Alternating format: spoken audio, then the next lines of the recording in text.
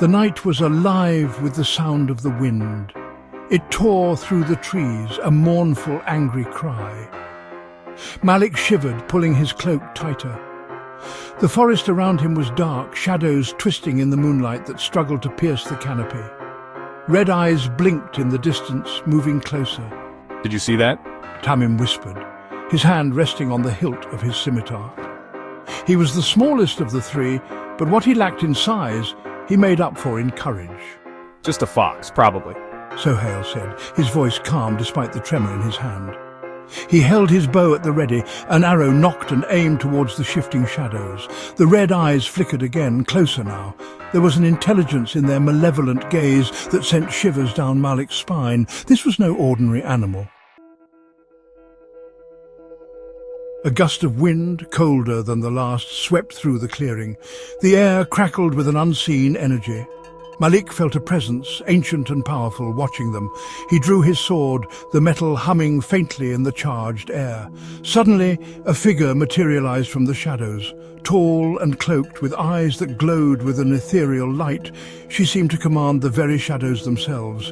Zafira. Shadow hunters, Van Damme's creatures, they are drawn to your fear. Van Damme. Sohail breathed, his face grim. The name was spoken with a mix of fear and hatred in their village. He was the source of all darkness, the puppet master behind every nightmare. Zafira raised a hand, her eyes filled with an urgent plea. There is no time, follow me. The ground beneath them rumbled.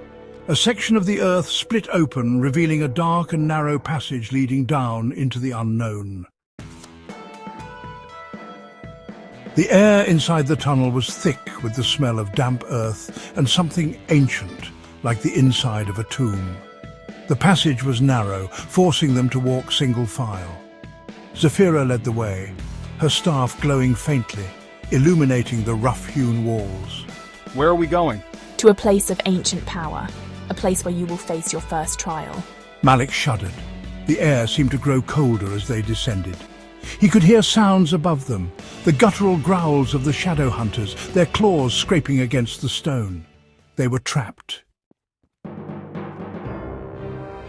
The tunnel opened into a large chamber, the air heavy with the weight of centuries. Torches flickered to life as they entered, revealing walls covered in faded murals depicting epic battles and mythical beasts. In the center of the chamber stood a massive stone door, etched with intricate carvings.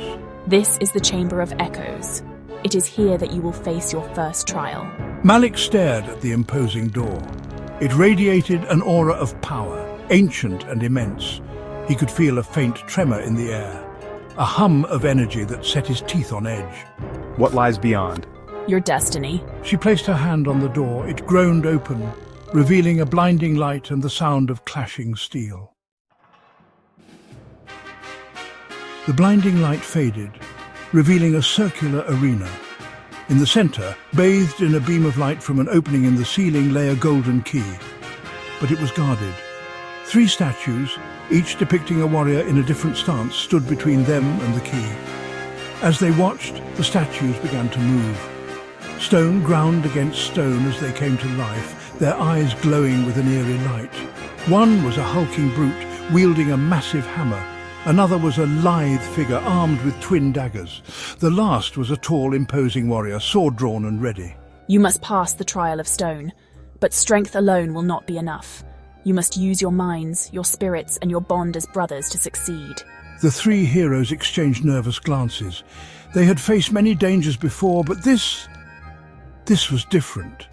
This felt like the beginning of something far greater, far more dangerous than anything they could have imagined. They drew their weapons, ready to face their destiny.